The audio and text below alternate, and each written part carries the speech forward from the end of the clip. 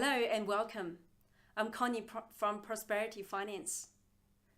In my last video, I shared with you that some of the clients ask us if their loan still have some time to come off the fixed term. Should they break their loan and refix at historical low interest rates? It's actually a very hard decision for them to make on the loan. So today I'm going to show you how we're going to make a decision on that. And I'm even use myself as a case study to illustrate what you need to consider when you make that decision. Firstly, jump onto my whiteboard. All right, so in this example, and that's kind of real example. So I have a loan and the balance of that was 460K. Around November last year, I was going to find out should I take the opportunity to break my loan. I still got 6 months to go. So I worked out if I don't do anything and I let the loan to expiry in about May this year, 2019, then it's going to cost me $9,867 for the next 6 months.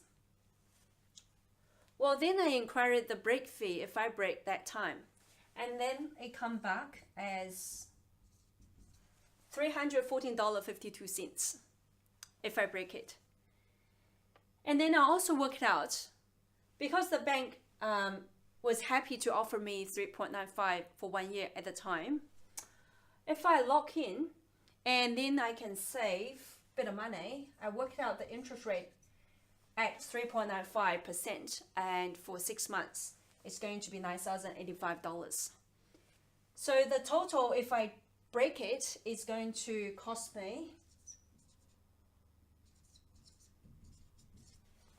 $9,399.52. It's clearly that I will be better off if I break my loan. I will save about $500 for 6 months. So on annual basis is going to be $1,000. And I actually have 4 loans like that.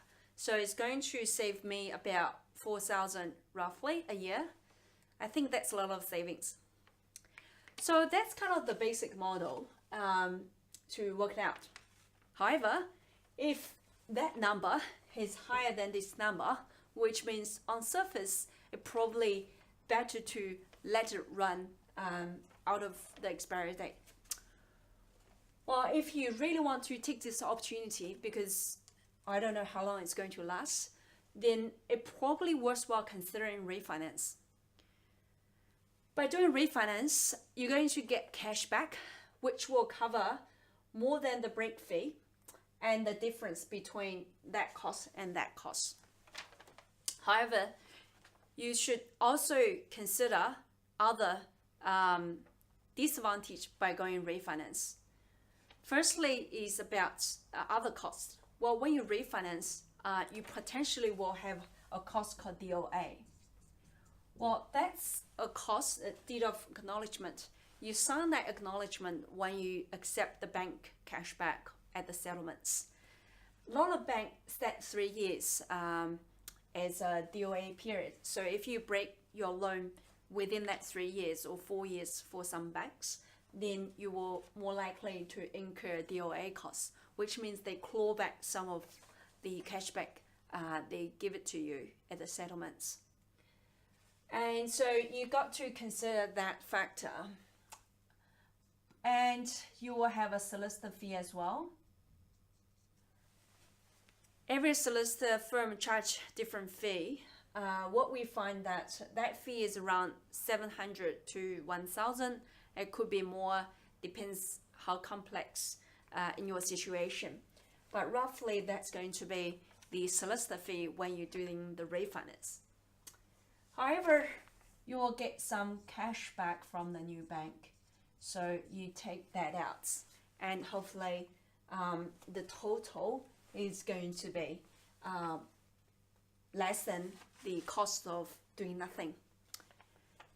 If that's the case, then it's still worthwhile to talk to your mortgage broker or contact us to have a review, because you may lose some of the benefit your current bank is offering, such as loan features and loan structure, which probably in the long term is more important than the savings. So it's best to get expert to review everything and present you all the pros and cons so that you make informed decision.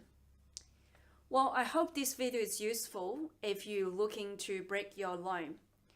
If you know anyone else is also have a same struggle, please share this video with your friends and families. We'll really appreciate. And if you like our video, please also subscribe our YouTube channel. You're going to receive awesome content every week. Alright, thanks for watching. See you next time.